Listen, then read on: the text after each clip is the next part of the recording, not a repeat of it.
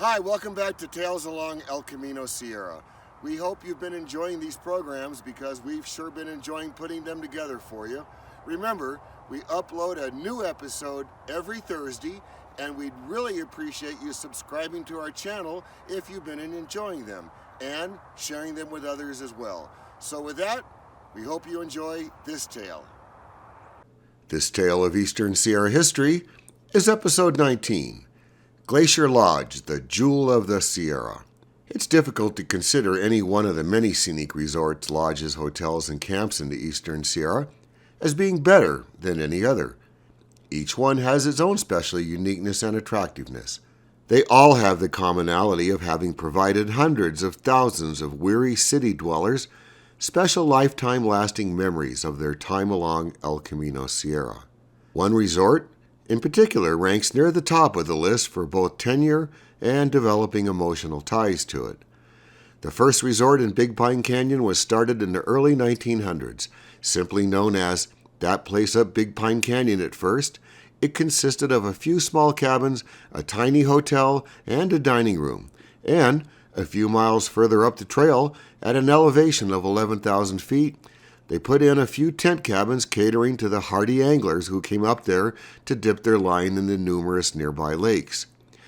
As the story goes, a Big Pine lumber yard suffering the effects of a downturn economy sent employees with surplus lumber up Big Pine Canyon to make improvements to the camp and construct the most beautiful lodge of its kind in the eastern High Sierra.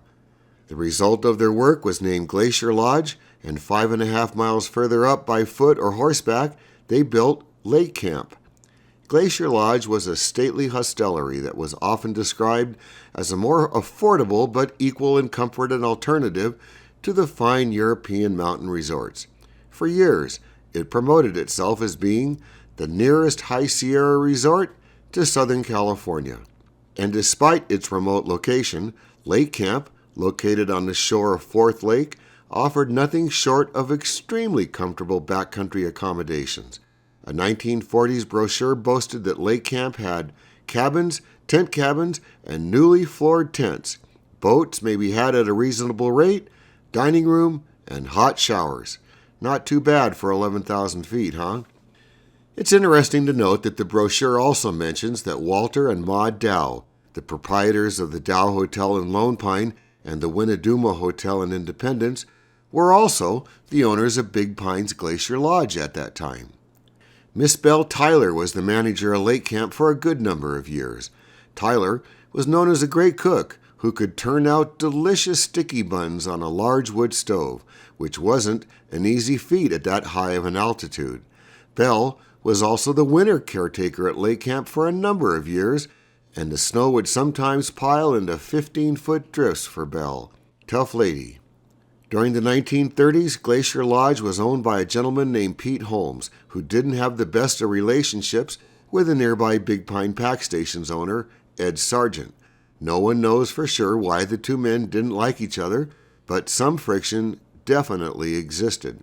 One year, Holmes got the idea that Lake Camp should have boats for its visitors to rent for fishing in lakes when they arrived at the backcountry resort, and he went out and bought 6 12-foot-long boats that weighed 150 pounds each. Holmes asked Sargent if he could hire him to haul the boats up to Lake Camp with his mules.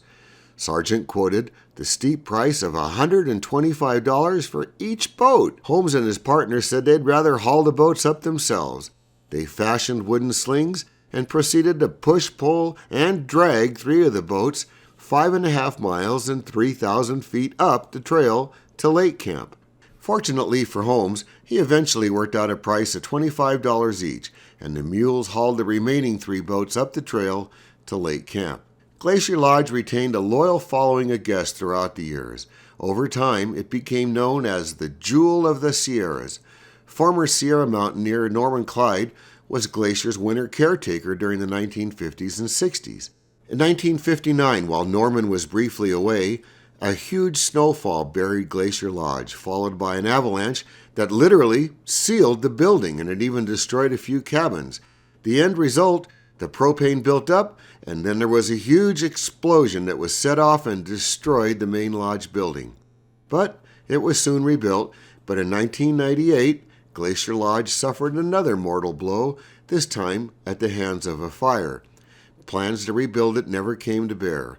Today, the current owners operate a small store, cafe, and a few rusty cabins, but the old main lodge is gone. The creation of first the High Sierra Primitive Area and later the John Muir Wilderness forced the closure of the Backcountry Lake Camp and eventually its demolition in 1963. There are many tales and memories from the Eastern Sierra that are seldom told much anymore these days. Next time you're in the area, try to stop and take in a few of the secrets from this historic Eastern Sierra landmark, as well as all the other magical and memorable places you come across as you make your way along El Camino Sierra. That was historic Glacier Lodge of Big Pine Creek Canyon. We've had so many of these special lodges, resorts, and hotels that have been providing visitors and locals alike lifetime memories and rejuvenating experiences here in the Eastern Sierra. And we hope you've been enjoying these brief reflections on the history that has taken place along the magical ribbon of blacktop known as Highway 395. But we want to tell you that as of the date of the first airing of this episode, which is October 24th, 2019, we are far short of the number of subscribers to our channel that we need in order to meet YouTube's requirements for monetization. These short programs take a large amount of time for us to put together, and we're thinking that time may be better spent. We have one more episode in the works that will air on October 31st, 2019. If we're not fairly close to that number of 1,000 subscribers by then, we're going to scale back our time with this YouTube project to along the lines of about once a month instead of once a week. Thank you to all of you who have been supporting our work. And thank you for any help you can give us to help recruit more folks to subscribe so we can keep bringing these tales of Eastern Sierra history to you.